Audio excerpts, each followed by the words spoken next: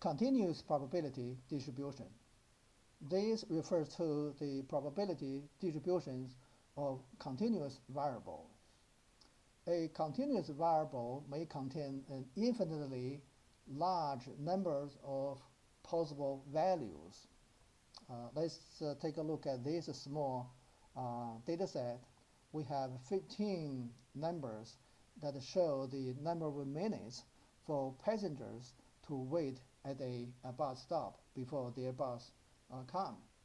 Some people wait for 3.2 minutes, some wait for 4.5 minutes, some wait for 6.1 minutes, and so on and so forth. So these 15 values really do not repeat. You may come up with many other numbers that do not repeat. Obviously, you can take many values, many different values. Also, you have the decimals. This is a typical examples of a continuous variable. And if you calculate the probability for each single values and the 15 values, so each value would be 6.67%. And if you graph this, you would come up with the rectangular shape of a distribution, and you cannot detect any meaningful patterns. So for continuous variable, we do not calculate the probabilities for every single value.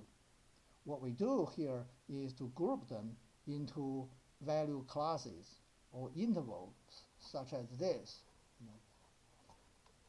2 to 2.9 minutes as one interval, 3 to 3.9 minutes as another interval, and 4 to 4.9 minutes as one interval, so on and so forth.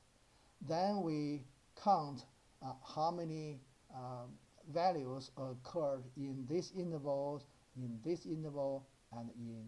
this interval, and coming up with frequency distribution. Then we calculate relative frequency to divide the total frequency into these frequencies to come up with percentage. And now you know that 6.7% customers wait for between 2 to 2.9 minutes. So the probability for customers to wait between 2 to 2.9 minutes is 6.7%. The probability for the passengers to wait between 4 to 4.9 minutes is 33.3%. Okay, so this is how we deal with continuous variables. Similarly, when we come to express the probability for continuous variable, we express the probability for the intervals. The probability for the waiting time to fall in 4 to 4.9 minutes is 33.3%. Okay, and also we can use a graph to show the probability distribution for continuous variables. And since this is a continuous variables, and this all these bars should be adjacent to each other, and this bar is also called histogram. Okay, and when it comes to the continuous probability distributions, and there are 3 equivalent ways to make the statement, 3 equivalent expressions to say the same thing. Let's use this as an example. We know the probability for passengers to wait between 4 to 4.9 minutes is 33.3%. These ideas can be stated in 3 different ways, but they all mean the same thing. First way to express these ideas is to say from the point of view of entire customers. For all the people who wait at the bus stop, there are 33.3% of them have to wait between 4 to 4.9 minutes. So this is look at for the entire body of customers who wait at the bus stop. 33% of all the customers, 33% of all the passengers, they had to wait between 4 to 4.9%, between 4 to 4.9 minutes. So 33.3% of customers had to wait between 4 to 4.9 minutes. So that is one way to express this idea. Second way to express the same idea is from the point of view of individual customers. An individual customer has 33.3% probability waiting between 4 to 4.9 minutes. So a individual passenger have 33.3% probability waiting between 4 to 4.9 minutes. So second way to express the same idea. The third way to express the same ideas is to look at the area. Let's go back to this chart. You see on this chart, you see that under all this line, there's an area here, this area, covered by the 5 bars. For the entire area, obviously it's 100% area. To cover all the area, all 5 bars. Now let's look at the particular bar. Let's look at the bars in the middle. For the customers who wait between 4 to 4.9 minutes. Okay. Now let's look at the ratio between the two areas. This is the entire area, and this is the area covered by the bar in the middle. The ratio between the two bars is 33.3%. In other words, this bar accounts for 33.3% of total areas. See, so 3 equivalent ways to express the same ideas. We use them in different circumstances, try to highlight different aspects of same kind of probability distribution. So now it is time to introduce the concept of the normal probability distribution. A normal probability distribution is a continuous probability distribution, which we just discussed. Therefore, when it comes to express a normal probability distribution, you use the same way that you express any continuous probability distribution. That is, you express the probability of an interval for a particular variable. What is the probability for the variable to fall within an interval? You do not calculate for normal probability distribution. You do not calculate the probability for a value, for a variable to take a particular value. You do not do that. You take the probability for a variable to fall in within a interval. The probability of the interval, not the probability of a particular value. Okay. Then we have other important attributes for a normal distribution. One thing, it is a symmetrical distribution. The mean is in the middle and equal to the median. And here on this slide, you see several different normal probability distribution. They have different width, different spread. Some really narrow, have indicating a small standard deviation. Some really wide, very spread out, indicating a large standard deviation. And some have different central positions, meaning that they have different means. Okay. And a distinct aspect of a normal probability distribution is this bell-shaped curve. Now, what gives a normal probability distribution this distinct bell shape? So that's the question here. What makes a normal probability distribution have this bell-shaped curve? When you look at a distribution you look at the different part of a distribution, there are different height. The lines are different height. Okay. Now, the place where the line is height means that you have a concentration of cases. You have a large percentage of cases closer toward the middle. At the tail, the height is really low. That means that you have a lower percentage of cases. You have fewer cases scattered in the tail. So the percentage of cases that are located in different sections of a distribution, that help to determine the shape of a distribution. And that's the same thing that has helped to give the normal distribution the distinct bell shape. Now let's look at what kind of a percentage distribution that help give the normal distribution this bell shape.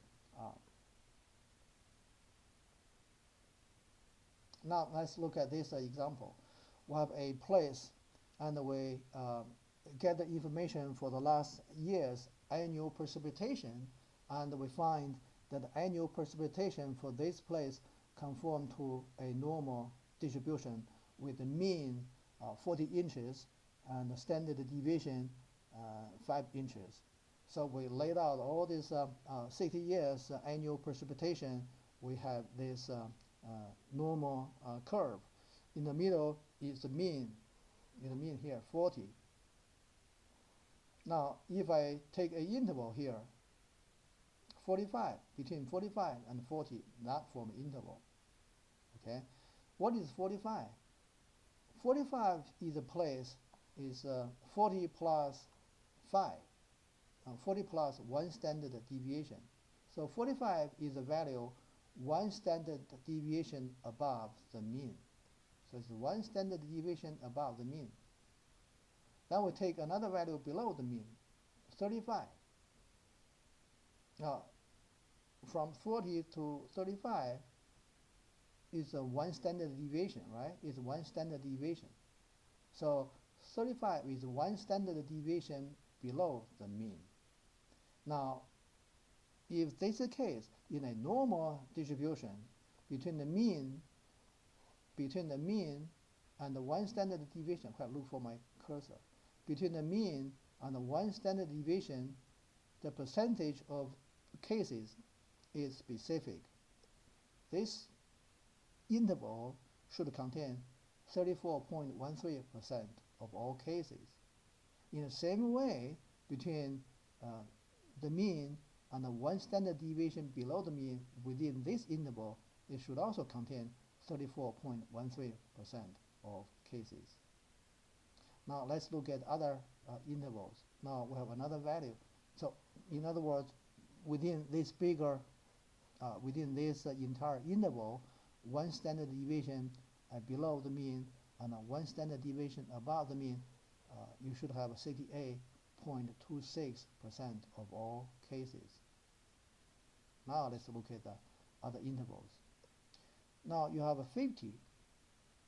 From 50 to 40, how far is that from the 40? 50 is how far from the mean 40? It is 2 standard deviation. It is 2 standard deviation away from the mean. The 40 plus 10. 10 is 2 standard deviation. So 2 standard deviation above 40. Then we have another number here, 30. From 30 to 40, again, is 2 standard deviation. The 40 minus 10. Okay. So 2 standard deviation below the mean, 2 standard deviation below the mean, and 2 standard deviation above the mean. Now these two slices are also specific. 13.59% here, and 13.59% on this side too. So together from this point to this point, you have a large interval from 2 standard deviation below the mean and 2 standard deviation above the mean. In this big interval, you should have 95.44% of all cases. Now, Next interval, 55. 55 is 3 standard deviation above the mean, 40 plus 15, which is 3 standard deviation. In the same way, 3 standard deviation below the mean, 25. So now these two slices also have specific percentages, 2.41% on this side, 2.14% on this side. So altogether from here 25, 3 standard deviation below the mean to 3 standard deviation above the mean within this big interval, you should have 99.74% of all cases. Almost all cases are within the 3 standard deviation within this interval. So these percentage distributions of cases give a normal distribution this distinct bell shape. So it is this kind of a probability distribution that give normal distribution its unique shape. So we can generalize this into a more general charts that show that the mean in the middle, 1 standard deviation below and above the mean, you should have 68.26% of all cases and 34.13% on either side. And between 2 standard deviation below the mean and 2 standard deviation above the mean, you should have 95.44% of all cases. Of course, 47.72% on either side, 47.72 on this side and 47.72 on this side. Then again, 3 standard deviation below the mean and above the mean within this interval, you should have 99.74%. Okay. Of course, on either side, you should have 49.87%. From here to the middle, you have 49.87%. And from this point to the middle, you also have half of the 99.74%. Okay. So we can generalize this into statements such as this. Within certain standard deviation of the mean, you have a certain percentage of cases, specifically from 1 standard deviation below the mean to 1 standard deviation above the mean. Here the sign means negative sign means below the mean, positive sign means above the mean.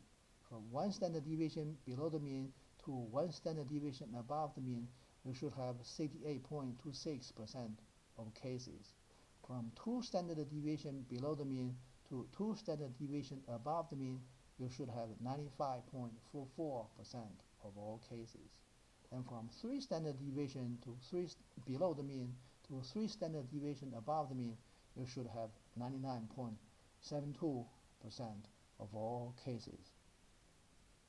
Okay, knowing these characteristics of normal distribution is very useful. It allows us to do some meaningful calculations. Let's go to this question.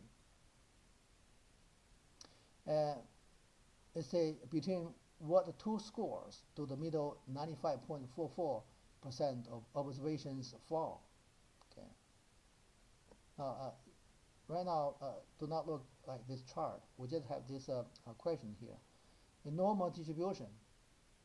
This is how we express a normal distribution, n normal distribution. And within parentheses, the first number indicates the mean. Second number indicates the standard deviation. So therefore, this normal distribution, the mean is 78. The standard deviation is 6.3. For this distribution, we're asking between what 2 scores do the middle 95.44% of observations fall? We'll have to answer this question based upon the characteristics of normal distribution. Let's draw this diagram to show this.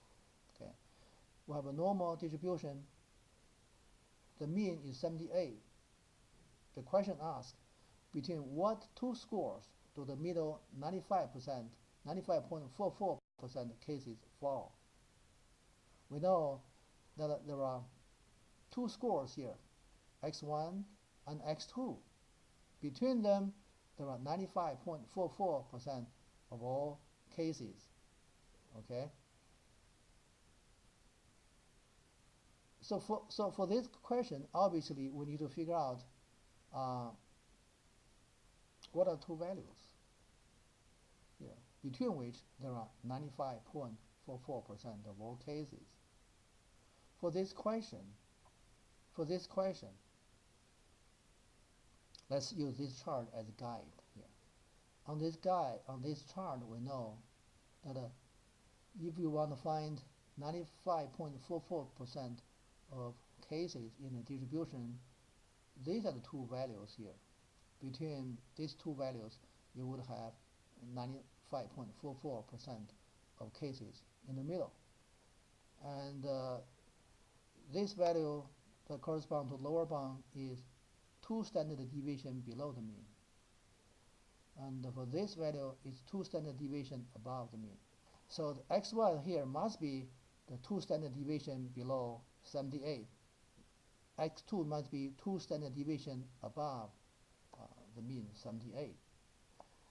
One standard deviation is 6.3. 2 standard deviation had to be 2 times 6.3. So if you want to figure out x1, it has to be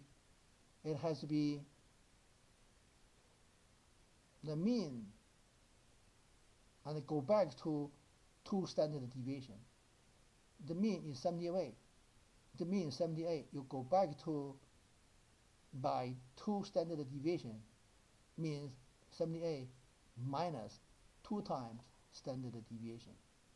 So when we try to find out these values for x1 is from the mean, we go back 2 standard deviation, 78 minus 2 times standard deviation. That result give you 65.4. So that is the value of x1, give you the lower bound. And the upper bound is x2. x2 must be 2 standard deviation above the mean. So it has to be mean go forward by 2 standard deviation. So it must be the mean plus 2 times standard deviation. And that gives you 90.6. So these two values should be the lower bound and upper bound of this interval that contains the middle 95.44% of all cases. Now,